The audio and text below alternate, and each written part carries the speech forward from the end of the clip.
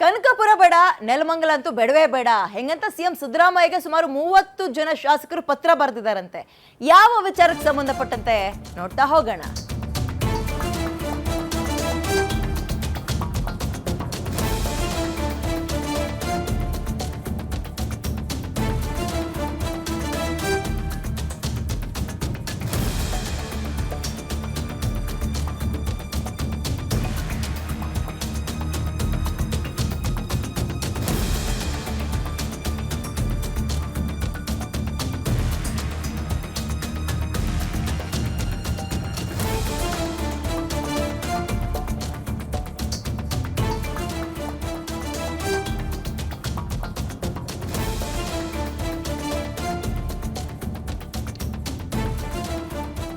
ಎರಡನೇ ಅಂತಾರಾಷ್ಟ್ರೀಯ ವಿಮಾನ ನಿಲ್ದಾಣ ನಿರ್ಮಾಣದ ವಿಚಾರ ಇದೆಯಲ್ಲ, ಕನಕಪುರ ಮತ್ತು ನೆಲಮಂಗಲ ಇಲ್ಲಿ ಬೇಡವೇ ಬೇಡ, ಎರಡನೇ ಏರ್ಪೋರ್ಟ್ ಬೇಡ ಈ ಭಾಗದಲ್ಲಿ. ಬಯಲು ಸೀಮೆ ಅಥವಾ ಉತ್ತರ ಕರ್ನಾಟಕ ಶಾಸಕರು ಈ ರೀತಿ ತೀವ್ರ ವಿರೋಧ ವ್ಯಕ್ತಪಡಿಸ್ತಾ ಇದ್ದಾರಂತೆ. ಏನಂತ, ತುಮಕೂರಿನ ಶಿರಾದಲ್ಲೇ ಎರಡನೇ ಏರ್ಪೋರ್ಟ್ ಮಾಡಿ, ತುಮಕೂರಿಗೆ ಹೋಗ್ಲಿ.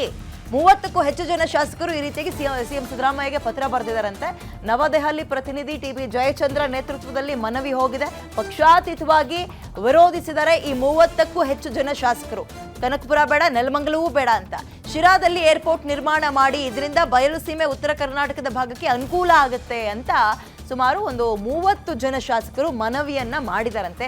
ಸಿಎಂ ಸಿದ್ದರಾಮಯ್ಯ ಪರಿಗಣಿಸ್ತಾರಾ ಇದು ಅನ್ನುವಂಥದ್ದು ಒಂದು ಪ್ರಶ್ನೆ.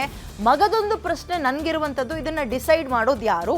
ಸ್ಟೇಟ್ ಕಂಟ್ರೋಲಿಗೆ ಸಿಗುತ್ತಾ ಇದು, ಅಥವಾ ಈಗ ಆಲ್ರೆಡಿ ಸೆಂಟ್ರಲ್ ನಿಂದ ಬಂದು ಒಂದು ಟೀಮ್ ಸರ್ವೆ ಮಾಡ್ಕೊಂಡು ಹೋಗಿದ್ಯಂತೆ ಜಾಗದ ಬಗ್ಗೆ. ಈ ಮಾಹಿತಿನ ನಿಮ್ ಗ್ಯಾರಂಟಿಲಿ ನಾವು ಹೇಳಿದ್ವಿ. ಇದು ಯಾರ ಲಿಮಿಟಿಗೆ ಬರುತ್ತೆ, ಯಾರು ನಿರ್ಧಾರ ಮಾಡೋದು, ಮತ್ತೆ ಏನ್ ಸ್ಕೇಲ್ ಇರುತ್ತೆ, ಸ್ಕೇಲ್ ಅಂತ ಇರುತ್ತೆ ಒಂದು ಮಾಪನ ಅನ್ನೋದು ಎಲ್ಲದಕ್ಕೂ ಕೂಡ. ಹಾಗಾಗಿ ಯಾವ ಸ್ಕೇಲ್ ಮೇಲೆ ಇದನ್ನ ನಿರ್ಧಾರ ಮಾಡ್ತಾರೆ, ಮತ್ತು ತುಮಕೂರಿನ ಶಿರಾದಲ್ಲಿ ಹವಾಮಾನ ಇವೆಲ್ಲವನ್ನು ನೋಡ್ತಾರೆ. ವೆದರ್ ಹೆಂಗ್ ಸಪೋರ್ಟ್ ಮಾಡುತ್ತೆ ಲ್ಯಾಂಡ್ ಆಗೋಕ್ಕೆ, ಟೇಕ್ ಆಫ್ ಆಗೋಕ್ಕೆ. ಬರೀ ಯಾರೋ ಒಂದಷ್ಟು ಜನ MLAಗಳು ಹೇಳಿದ್ರು ಅಂತ ಇವ್ರ ಮನೆ ಪಕ್ಕದಲ್ಲೋ ಅಥವಾ ಇದೊಂದು ಊರಲ್ಲಿ ಏನು ಮಾಡಲ್ಲ, ವೆದರ್ ಸಪೋರ್ಟ್ ಮಾಡಬೇಕು. ಆ ವೆದರ್ ಸಪೋರ್ಟ್ ಮಾಡೋದು ಶಿರಾದಲ್ಲಿ ಆಗುತ್ತಾ? ಮತ್ತೆ ನೆಲಮಂಗಲ ಯಾಕೆ ಬೇಡ ಅಂತ ಇದ್ದಾರೆ, ಅಥವಾ ಬೇರೊಂದು ಜಾಗ ಯಾಕೆ ಬೇಡ ಅಂತ ಇದ್ದಾರೆ, ಇವೆಲ್ಲವೂ ಚರ್ಚೆ ಆಗಬೇಕು. ಸುಮಾರು 30 ಜನ ಶಾಸಕರು ಏನ್ ಮಾಡ್ತಾ ಇದಾರಂತೆ, ಸರ್ ಆ ಭಾಗದಲ್ಲಿ ಬೇಡ, ಶಿರಾದಲ್ಲಿ ಮಾಡೋಣ, ಶಿರಾದಲ್ಲಿ ತುಮಕೂರಿನಲ್ಲಿ ಅಂತಿದಾರಂತೆ. ಏನೋ ಶಿರಾದಲ್ಲೇ ಎರಡನೇ ಏರ್ಪೋರ್ಟ್ ಯಾಕೆ, ಏನ್ ಪಾಯಿಂಟ್ಸ್ ಕೊಡ್ತಾ ಇದ್ದಾರೆ ನೋಡೋಣ. ಶಿರಾದಲ್ಲಿ HAL ರಕ್ಷಣಾ ಸಂಸ್ಥೆ ಇದೆ, ಅತಿ ದೊಡ್ಡ ವಸಂತ ನರಸಾಪುರ ಕೈಗಾರಿಕಾ ಪ್ರದೇಶ ಕೂಡ ಇಲ್ಲಿದೆ. ಶಿರಾದಲ್ಲಿ HAL ರಕ್ಷಣಾ ಸಂಸ್ಥೆ ಇದೆ, ಸಪೋರ್ಟ್ ಆಗುತ್ತೆ ಇದು. ತುಮಕೂರಿನಲ್ಲಿ ಅತಿ ದೊಡ್ಡ ವಸಂತ ನರಸಾಪುರ ಕೈಗಾರಿಕಾ ಪ್ರದೇಶ ಕೂಡ ಇದೆ. ಸೊ ಏರ್ಪೋರ್ಟ್ ಮಾಡೋದಕ್ಕಿದು ಪ್ರಾಶಸ್ತ್ಯ ಜಾಗ. ಶೀಘ್ರದಲ್ಲೇ ಜಪಾನ್ ಟೌನ್ಶಿಪ್ ಕೂಡ ನಿರ್ಮಾಣ ಆಗ್ತಾ ಇದೆ. ತುಮಕೂರಿಗೆ ಹೈಲೈಟ್ ಆಗುತ್ತೆ, ಡಿಮಾಂಡ್ ಜಾಸ್ತಿ ಆಗುತ್ತಾಗ. ಸುತ್ತಮುತ್ತ ಜಾಗಕ್ಕೆ ಸಿಕ್ಕಾಪಟ್ಟೆ ಚಿನ್ನದ ರೇಟ್ ಬಂದ್ಬಿಡುತ್ತೆ. ಅಂತಾರಾಷ್ಟ್ರೀಯ ಕ್ರಿಕೆಟ್ ಕ್ರೀಡಾಂಗಣ ಕೂಡ ಆಗ್ತಾ ಇದೆ ತುಮಕೂರಿನಲ್ಲಿ. ಎತ್ತಿನಹೊಳೆ, ಭದ್ರಾ ಮೇಲ್ದಂಡೆ, ಹೇಮಾವತಿ ನೀರಾವರಿ ಸೌಲಭ್ಯ ಕೂಡ ಇದೆ. ಸೊ ಇವೆಲ್ಲವನ್ನ ಗಮನಿಸಿದಾಗ ಇಲ್ಲೇ ಏರ್ಪೋರ್ಟ್ ಆದ್ರೆ ಒಳ್ಳೆಯದು, ಅನುಕೂಲ ಆಗುತ್ತೆ ಅಂತಿದ್ದಾರೆ.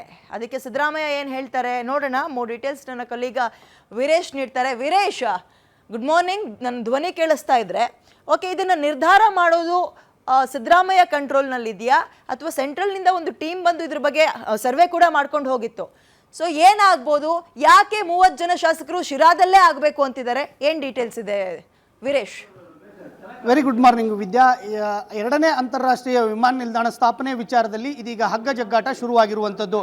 ಈಗಾಗಲೇ ಬೃಹತ್ ಮತ್ತು ಮಧ್ಯಮ ಕೈಗಾರಿಕಾ ಇಲಾಖೆ 3 ಸ್ಥಳಗಳನ್ನು ಎರಡನೇ ಏರ್ಪೋರ್ಟ್ ನಿರ್ಮಾಣಕ್ಕೆ ಒಂದು ಜಾಗವನ್ನು ಗುರುತಿಸಿರುವಂಥದ್ದು. ಮೊದಲಿಗೆ ಕನಕಪುರ, ಇನ್ನೊಂದು ನೆಲಮಂಗಲ ಮತ್ತು ಸಿರಾ ಭಾಗದಲ್ಲಿ, ಈ 3 ಭಾಗದಲ್ಲೂ ಸಹ ಸಾವಿರಾರು ಎಕರೆ ಪ್ರದೇಶದಲ್ಲಿ ಎರಡನೇ ಅಂತಾರಾಷ್ಟ್ರೀಯ ವಿಮಾನ ನಿಲ್ದಾಣವನ್ನು ಸ್ಥಾಪನೆ ಮಾಡಲಿಕ್ಕೆ ಈಗಾಗಲೇ ಜಾಗವನ್ನು ಗುರುತಿಸಿದೆ. ಈ ಹಿನ್ನೆಲೆಯಲ್ಲಿ ಈಗಾಗಲೇ ಕೈಗಾರಿಕಾ ಇಲಾಖೆ ಹಣವನ್ನು ಏರ್ಪೋರ್ಟ್ ಅಥಾರಿಟಿಗೆ ಭರ್ತಿ ಮಾಡಿರುವ ಹಿನ್ನೆಲೆಯಲ್ಲಿ ಈಗಾಗಲೇ ಏರ್ಪೋರ್ಟ್ ಅಥಾರಿಟಿಗೆ ಸಂಬಂಧಿಸಿದಂಥ ಕೆಲ ಅಧಿಕಾರಿಗಳು ಕಳೆದ 2 ದಿನಗಳಿಂದ ರಾಜ್ಯದಲ್ಲೇ ಸ್ಥಳ ಪರಿಶೀಲನೆಯನ್ನು ಮಾಡ್ತಾ ಇದ್ದಾರೆ. ತಾವು ಆಗಲೇ ಹೇಳಿದ ಹಾಗೆ ಒಂದು ವಿಮಾನ ನಿಲ್ದಾಣ ಸ್ಥಾಪನೆ ಆಗಬೇಕಾದ್ರೆ ಅದಕ್ಕೆ ಸಂಬಂಧಿಸಿದಂತೆ ಕನೆಕ್ಟಿವಿಟಿ ಆಗಿರ್ಬೋದು, ವೆದರ್ ಆಗಿರ್ಬೋದು, ಮತ್ತು ಏರ್ಪೋರ್ಟ್ ಅಥಾರಿಟಿಗೆ ಸಂಬಂಧಿಸಿದಂತೆ ಮತ್ತು ಬೇರೆ ಬೇರೆ ನಿಯಮಗಳಿವೆ. ಆ ಎಲ್ಲ ನಿಯಮಗಳ ಆಧಾರದ ಮೇಲೆ ಏರ್ಪೋರ್ಟ್ ಅಥಾರಿಟಿಯವರು, ಆ ವಿಮಾನ ನಿಲ್ದಾಣ ಪ್ರಾಧಿಕಾರದ ಅಧಿಕಾರಿಗಳು ಆ ವಿಮಾನ ನಿಲ್ದಾಣ ಸ್ಥಾಪನೆಗೆ ಜಾಗವನ್ನು ನಿರ್ಧರಿಸ್ತಾರೆ.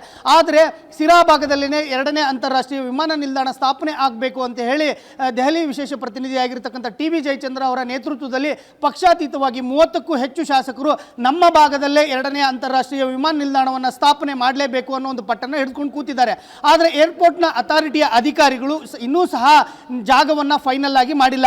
ಕನಕಪುರ ಆಗಿರ್ಬೋದು, ನೆಲಮಂಗಲ ಆಗಿರ್ಬೋದು, ತುಮಕೂರು ಭಾಗದಲ್ಲಿ, ಸಿರಾ ಭಾಗದಲ್ಲಿ ಏನು ಜಾಗವನ್ನು ನೋಡ್ತಾ ಇದ್ದಾರೆ, ಆ 3 ಜಾಗಗಳನ್ನು ಸಹ ಇನ್ನೂ ಫೈನಲ್ ಆಗಿ ನಿರ್ಧಾರ ಮಾಡಿಲ್ಲ. ಹೀಗಾಗಿನೇ ನಮ್ಮ ಭಾಗಕ್ಕೆ 2ನೇ ಅಂತಾರಾಷ್ಟ್ರೀಯ ವಿಮಾನ ನಿಲ್ದಾಣ ಬರಲಿ ಅನ್ನೋದು ತುಮಕೂರು ಭಾಗದ ಜನಪ್ರತಿನಿಧಿಗಳ ಒತ್ತಾಯ ಆಗಿರುವಂಥದ್ದು. ಆದರೆ ಏರ್ಪೋರ್ಟ್ ಅಥಾರಿಟಿಯ ಅಧಿಕಾರಿಗಳ ಅಂತಿಮ ನಿರ್ಧಾರವೇ 2ನೇ ವಿಮಾನ ನಿಲ್ದಾಣ ಎಲ್ಲಿ ಸ್ಥಾಪನೆ ಆಗುತ್ತೆ ಅನ್ನೋದಕ್ಕೆ ಅವರೇ ಫೈನಲ್ ಆಗಿ ಉತ್ತರವನ್ನು ಕೊಡಬೇಕಾಗಿರುವಂಥದ್ದು. ವಿದ್ಯಾ, ಅದೇ ವೀರೇಶ್, ಇದು ಸ್ಟೇಟ್ ಕಂಟ್ರೋಲಿಗೆ ಸಿಗಲ್ಲ ಸೆಂಟ್ರಲ್ ಅಲ್ಲಿ. ಇವ್ರುಗಳು ಈ ರೀತಿಯಾಗಿ ಫೋರ್ಸ್ ಮಾಡಿದ್ರೆ ಇಸ್ ಇಟ್ ಪಾಸಿಬಲ್? ಸಿದ್ದರಾಮಯ್ಯನ ಕೈಲಿ ಇದೆಯಾ ಇದು ಇನ್ಫ್ಲೂಯೆನ್ಸ್ ನಡಿಬೋದಾ ಅಲ್ಲಿ? ಖಂಡಿತವಾಗಿ ಇನ್ಫ್ಲೂಯೆನ್ಸ್ ನಡೆಯುವಂಥ ಸಾಧ್ಯತೆಗಳು ತುಂಬಾ ಕಷ್ಟ ಸಾಧ್ಯ ಅಂತ ಹೇಳ್ಬೋದು ವಿದ್ಯಾ.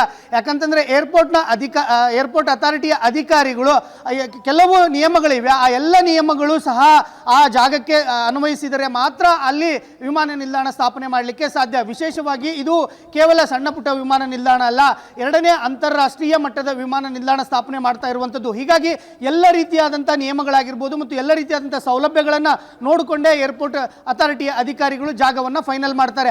ರಾಜ್ಯ ಸರ್ಕಾರ ಏರ್ಪೋರ್ಟ್ ಅಥಾರಿಟಿಗೆ ಬೇಕಾಗಿರ್ತಕ್ಕಂಥ ಸ್ಥಳ ಆಗಿರ್ಬೋದು ಮತ್ತು ಅವರಿಗೆ ಬೇಕಾಗಿರ್ತಕ್ಕಂಥ ಎಲ್ಲ ರೀತಿಯಾದಂಥ ಸೌಲಭ್ಯಗಳನ್ನು ಕೊಡೋದಷ್ಟೇ ರಾಜ್ಯ ಸರ್ಕಾರದ ಕರ್ತವ್ಯ ಆಗುತ್ತೆ.